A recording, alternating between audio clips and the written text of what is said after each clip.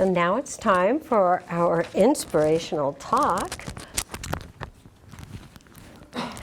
And I will introduce our speaker this evening. Reverend Dr.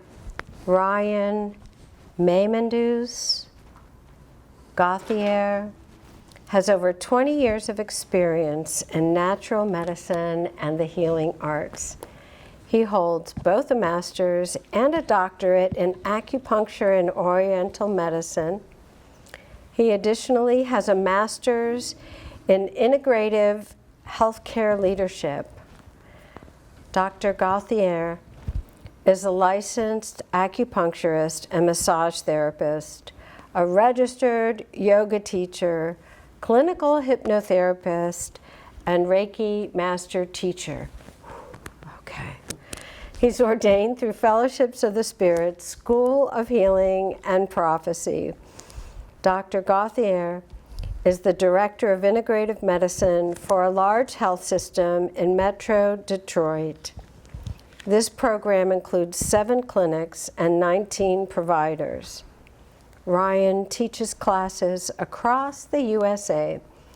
He blends his years of experience and education in a down-to-earth approach to teaching. He loves to share his gifts with others. And we're glad he's going to share them with us now. Thank you.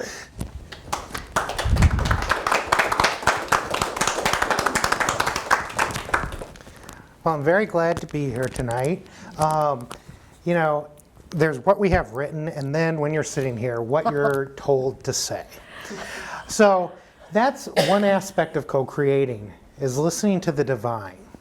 So I think one of the first things I want to share is, first, I'm very fortunate to have the opportunity to be here and co-create with you this space, and very fortunate to co-create with the students that I was with the last 2 days. And if we're human, we're always co-creating the moment we wake up to the moment we go to bed. It's just we might not always be paying the attention that we should to what we're doing. Intention is that big piece behind co-creating, because that has all the power in what the outcome's going to be. I think the big thing that we need to think about is we're in a state, both in this country and throughout the world, where they need co-creators with intention more than we ever have before. We're in a place where we have the ability to change what's going on around us and to hold light for others. And Elaine, when she was here, and my teacher, she would always say that mediumship was a birthright. I totally agree with that. But I also think co-creating is a birthright. And so just being here and being alive and having our spirit in this shell gives us the right to co-create and the right to look at the world and say, this is what I want to see. So the other piece that came to me as we're singing the songs and listening to Joanne's readings and sharing with each other is, I don't believe in coincidences. Synchronicity is a message from God that we are being poked and prodded to co-create in a certain direction. And so it's that synchronicity we need to pay attention to, because when things are in line, you're going to hear that they fit together, just like a little bell ringing. So let's get into what I actually have written tonight. So I just love to start out with definitions, because we get these topics which are wonderful topics, and you sit there and you kind of mull over them and you're like, let's just kind of level set and be where we're at together. So co-creating refers to the co-production of effects, outcomes, solutions, innovations, realities, and events through the interaction of different agents and phenomena. Ba-dum-bump, right? This can be either microcosmic as a single cell or macrocosmic with the whole universe or the divine. Simply translated, co-creation refers to the concept that all life is entangled together, and outcomes we create and experience are always a result of these interactions. Agents can include human beings, living organisms, nature, molecules, the cosmos, or God. Now here's another piece of me inserting. I believe that all religions have a piece of the truth, that all humans have a piece of the truth, that there's a spot where we all come together in the universe and everything is a web out from that space. And it's what I like to call the universal ping. And the more in tune you can be with that universal ping, the better we can be at co-creating, because it's that universal truth and love that's at that center.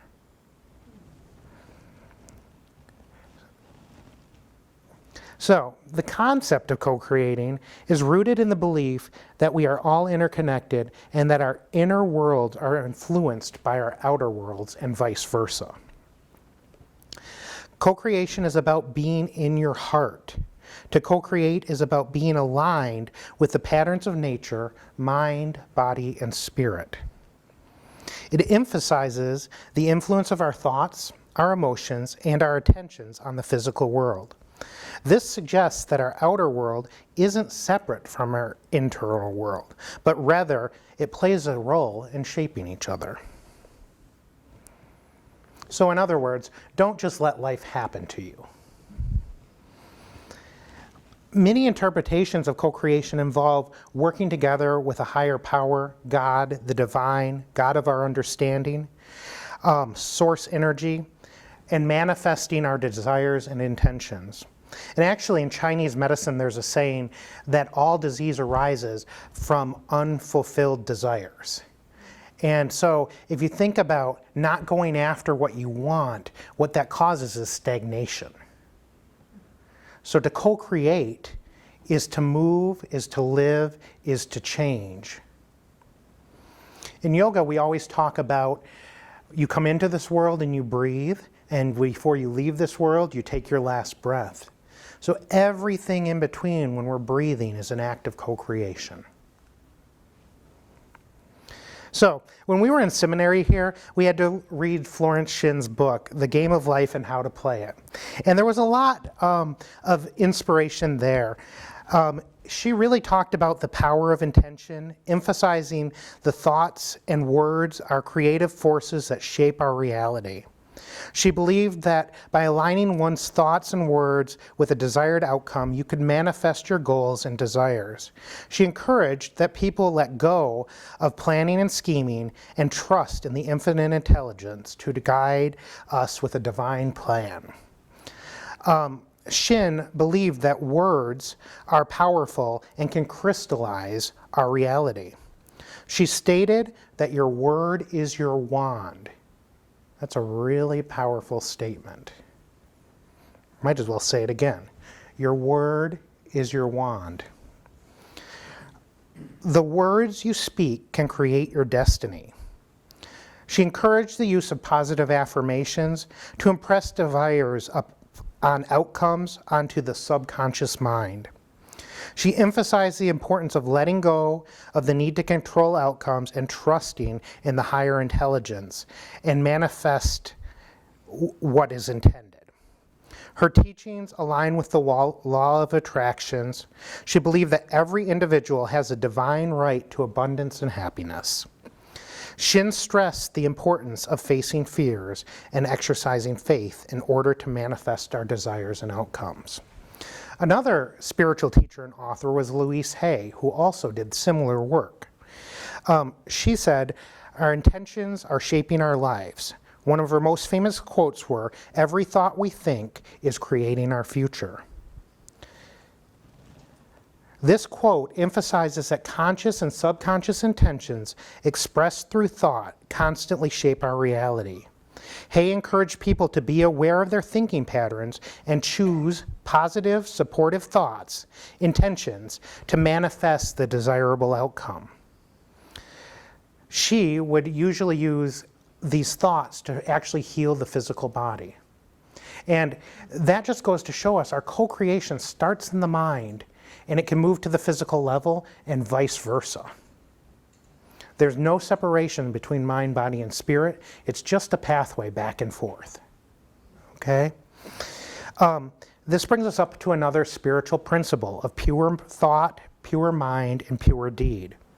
It's a concept that refers to the principles that aligning one's inner thoughts, words, and actions with ethical and virtual principles.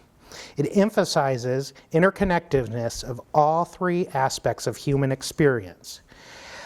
It looks at pure thought through inner reflection. It involves positive and constructive ethical thought. It means avoiding negative, harmful, and impure thoughts. Conscious awareness, being aware of one's thoughts and choosing to focus on the positive and virtuous ideas.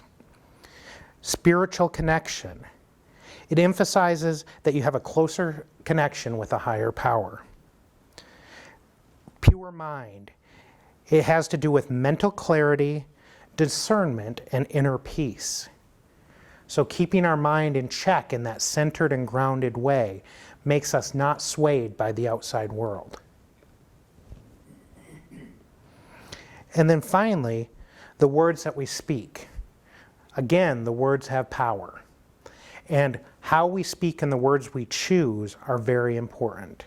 And what we choose not to say is also equally important. Words shape our actions, and actions reflect our thoughts. So when I was in graduate school, we had to choose to take a graduate level class at another university that could somehow help us as providers in the long term. And a few of us chose to take a Gandhian class on nonviolent communication. And it was pretty fascinating. So I do want to share a few principles from Gandhi as well. Gandhi's philosophy emphasized a crucial role of intention in both personal and political action. He believed that even actions aimed at a positive change could be harmful if driven by negative intentions. And conversely, even actions perceived as harmful could be positive if rooted in good intention. He stressed the importance of inner transformation and cultivation, positive intentions as the foundation of creating a positive change in the world. So he highlighted the importance of nonviolence, not just as an absence of harm, but the absence of malicious intention. So here we go, back to this thought drives our actions.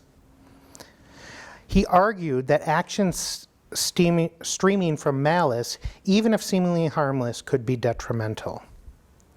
He believed in intention and personal transformation. Self-transformation is a prerequisite for societal change. It all starts here. He believed that changing one's own thoughts, feelings, and actions can positively influence the external world. Cultivating positive intentions and developing positive mindset was seen as essential for personal growth and creating a more harmonious world. And then the nonviolence, trying to do stuff in an intentional way that doesn't cause harm to others. Such an important piece.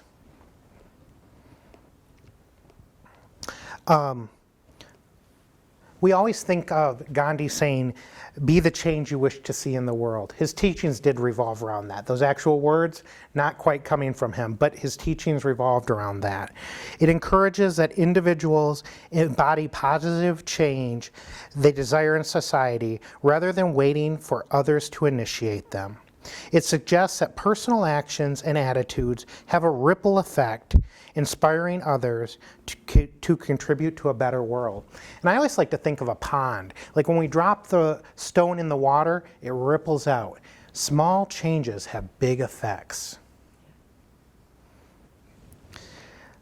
So one of the ways I like to think of it, we always hear, be the change you'd like to see in the world. I like to say, be the light you'd like to see in the world. And as I was writing those words, it reminded me of a lyric of a contemporary Christian song that I heard when I was a child. It is called Light Your World by Chris Rice, and I'm just going to read you a little bit of it. It says, there is a candle in every soul, some brightly burning, some dark and cold. There is a spirit who brings us fire, A night's a candle and makes his home. So carry your candle, run to the darkness. Seek out the helpless, confused and worn. Hold out your candle for all to see it. Take your candle, go light the world. I think those are some very powerful words. We always need that. But as we look around our world now, we need it more than ever. I know in this room we have some people that can carry some pretty strong candles to help other people light their candles. The other thing I just want to touch on is when we co-create as healers, as mediums, as spiritualists, we know that there's people and divine power and ancestors and people, friends that have passed on the other side. We have the opportunity to co-create there too. We have the opportunity to hear and see things that the normal world doesn't hear and see. So we got to take advantage of that. That's a part of our co-creation that we can share with others.